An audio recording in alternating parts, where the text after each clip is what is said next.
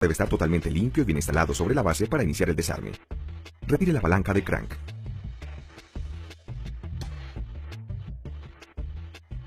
Retire los 4 tornillos del culatín. Retire las 2 bujías. Desmonte los tornillos de la tapa volante y verifique las marcas de sincronización. Retire los 2 piñones del motor de arranque con sus 2 arandelas. Tenga cuidado con los resortes de engranaje y ubique la marca de la volante.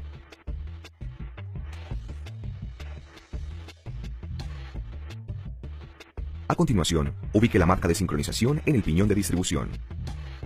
Desmonte el motor de arranque.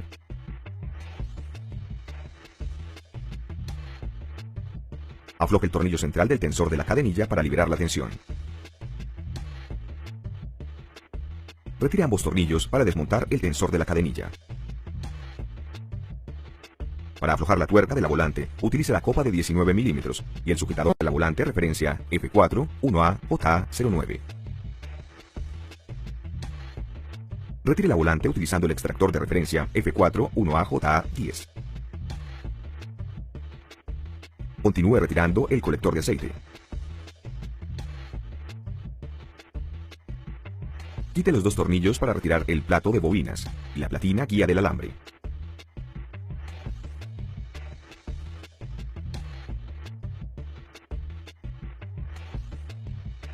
Ubique el motor en la posición correcta para trabajar el lado del clutch. Retire la tapa del filtro de aceite, el empaque y el filtro de papel. Retire los tornillos de la tapa del clutch.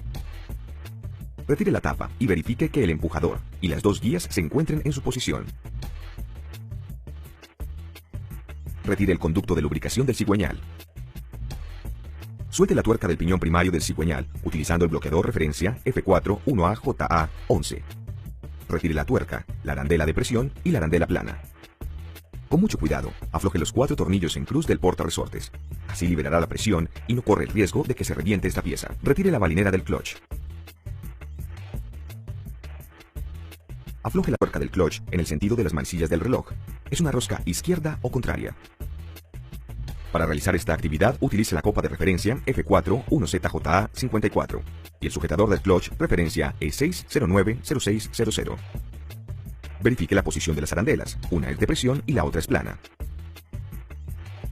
A continuación, retire el portadiscos y los discos del clutch. Primero retire el disco con 30 partes de fricción, una arandela de presión y una arandela plana. Retire los otros 4 discos con 45 partes de fricción y sus respectivos separadores.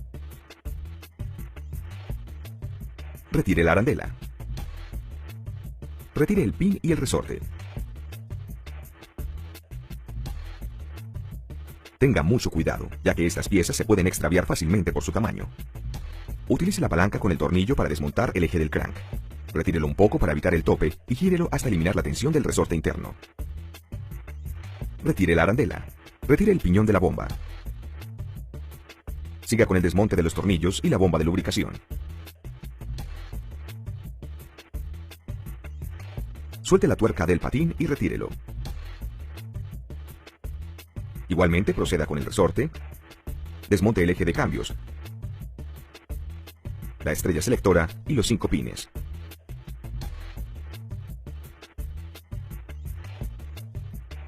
Luego utilice el sujetador referencia F4 1AJA08 para desmontar el piñón de distribución, el buje que está detrás de él y la cadenilla.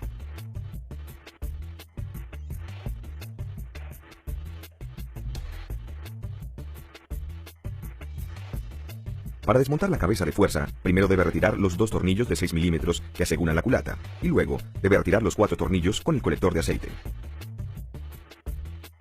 Quite la culata con sus guías y empaque, y los deslizadores de la cadenilla.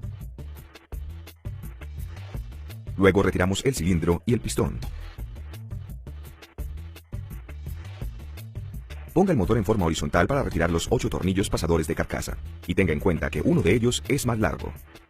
Retire también el buje del eje de salida.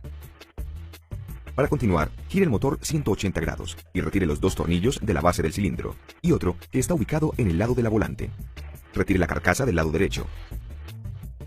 Desmonte el cigüeñal y el espaciador de la carcasa del lado izquierdo. Retire el resorte del crank. Retire los pasadores de las horquillas. Estas se deben deslizar hacia los extremos. Desmonte el selector de cambios. Retire las horquillas con sus respectivos rodillos.